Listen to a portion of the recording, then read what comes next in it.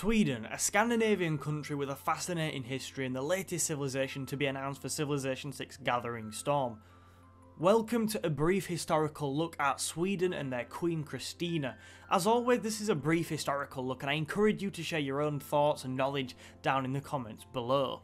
Like its neighbours, the nation of Sweden grew out of the various Nordic peoples known cumulatively to most people as the Vikings.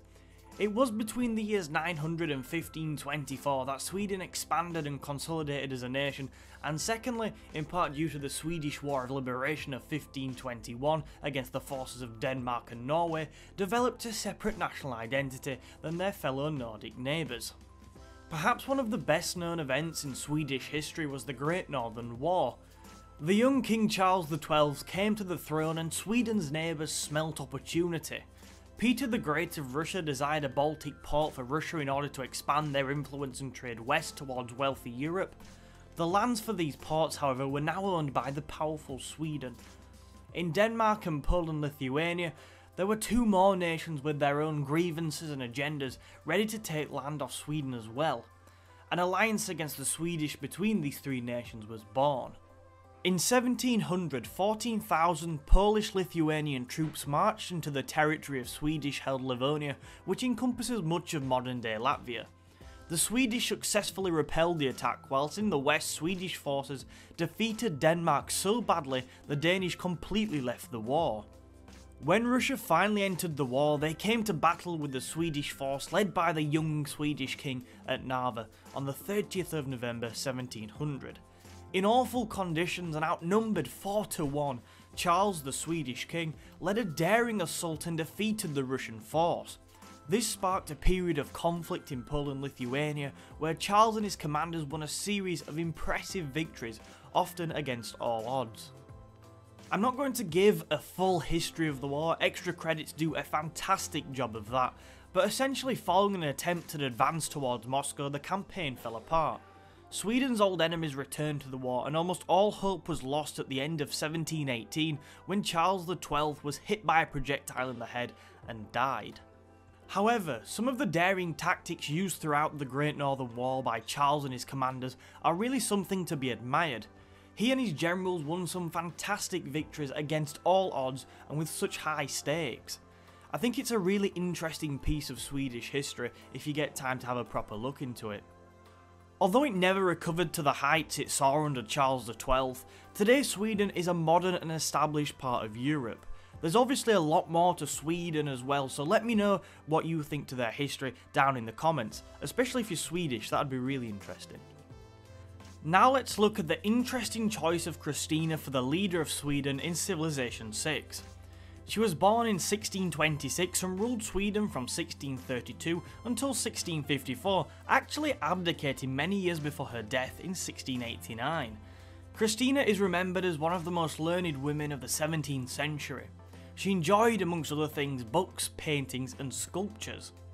Additionally, she was interested in religion, philosophy, mathematics and alchemy, and attracted many scientists to Stockholm. She really did try to make Stockholm the cultural capital of the North, something which is reflected incredibly well in Civilization 6.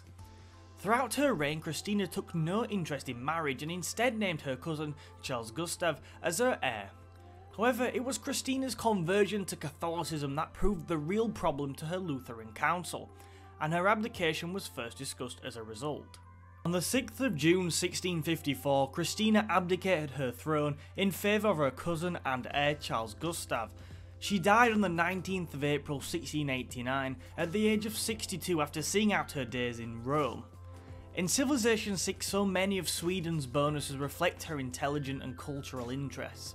I'm incredibly keen to see where people stand on the choice of Kristina, especially if you're Swedish. Are you happy with Kristina? Would you have preferred to see somebody else? Be sure to let me know what you think down in the comments.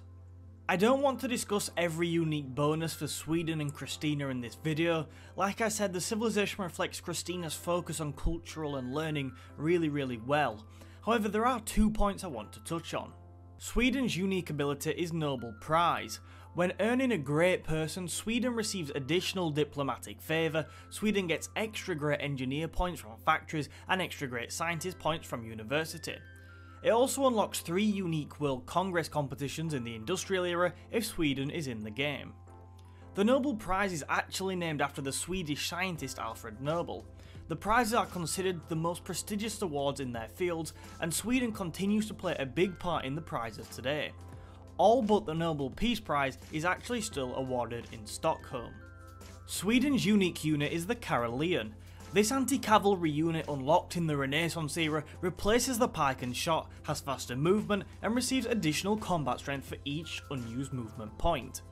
Karelians were the elite section of the Swedish army in the period roughly from 1660 to the end of the Great Swedish Army with the death of Charles XII in 1718. With keeping of Charles XII's policy of attack against all odds, the Karelians were strictly offensive troops and are a really cool addition to Civilization 6. So there is a brief overview of some of Sweden's history and their place in Civilization 6. If you did enjoy, be sure to hit that like button and subscribe for plenty more if you are new. Additionally, be sure to let me know what you think of Kristina, her portrayal in the game, and as always, I encourage you to share your knowledge down in the comments. We've also got a whole playlist of various histories of a few of the civs now, so be sure to check that out in the description. Thank you for your time today, and I'll see you in another video soon.